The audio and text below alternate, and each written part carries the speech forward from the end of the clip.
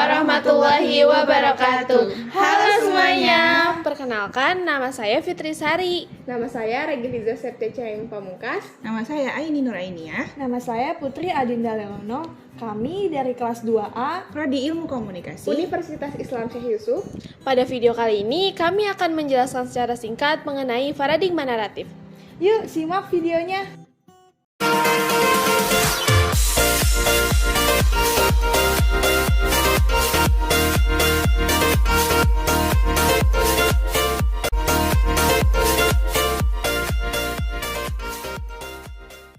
Untuk yang penjelasan yang pertama ada komunikasi publik.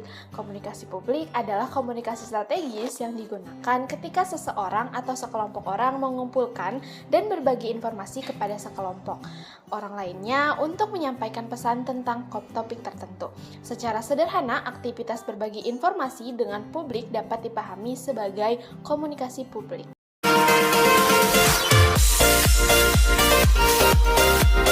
Kenapa sih paradigma naratif termasuk ke dalam komunikasi publik?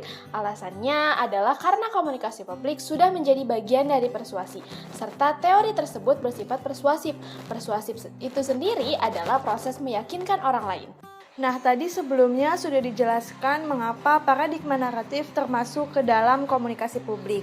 Sekarang saya akan menjelaskan pengertian dari paradigma naratif. Paradigma naratif adalah teori yang mengemukakan keyakinan bahwa pertimbangan akal, emosi, dan estetika menjadi dasar keyakinan dan perilaku kita. Karena manusia cenderung lebih mudah terbujuk oleh sebuah cerita yang bagus daripada argumen yang baik.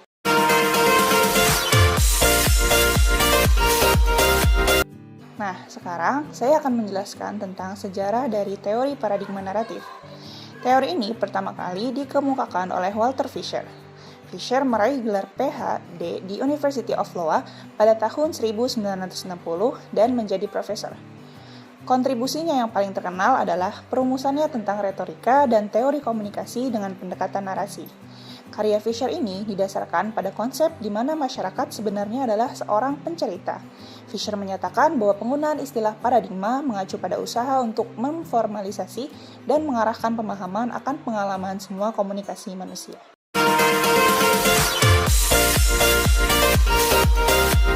Pembahasan selanjutnya saya akan menjelaskan konsep dasar dari paradigma naratif. Konsep-konsep yang membentuk paradigma naratif antara lain yang pertama itu ada narasi. Narasi adalah deskripsi verbal atau non-verbal apapun dengan urutan kejadian yang diberi makna oleh para pendengar. Yang kedua itu ada rasionalitas naratif. Rasionalitas naratif adalah standar untuk menilai cerita mana yang dipercaya dan mana yang diabaikan. Yang ketiga yaitu ada koherensi. Koherensi adalah konsistensi internal dari sebuah naratif. Koherensi sendiri terdiri dari 3 tipe. Yang pertama itu ada koherensi struktural, yang kedua koherensi material, dan yang ketiga itu koherensi karakterologis.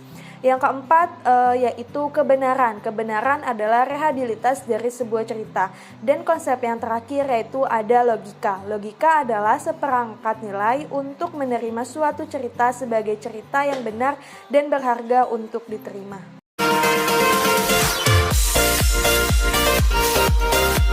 Pembahasan selanjutnya ada asumsi teoritis paradigma naratif.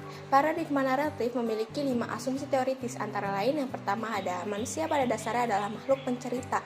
Paradigma naratif mengasumsikan bahwa cerita-cerita yang kita dengar dan kita lihat akan memersuasi kita, menggerakkan kita, dan membentuk dasar kepercayaan serta aksi kita.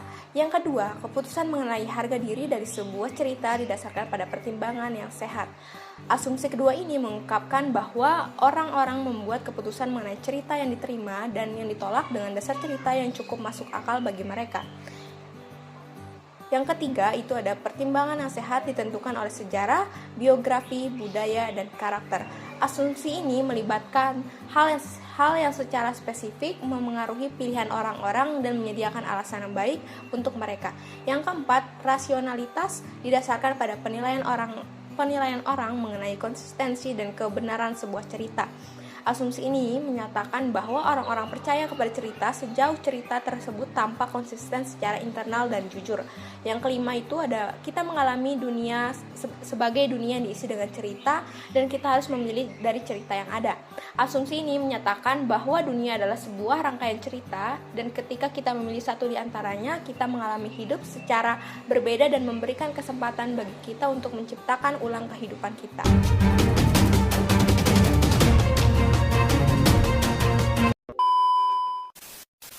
Nah, kalau masalah paling sama tentang wanita aja, karena dianya belum datang ke sini sampai sekarang belum ada nemuin saya, ya mau gimana kan?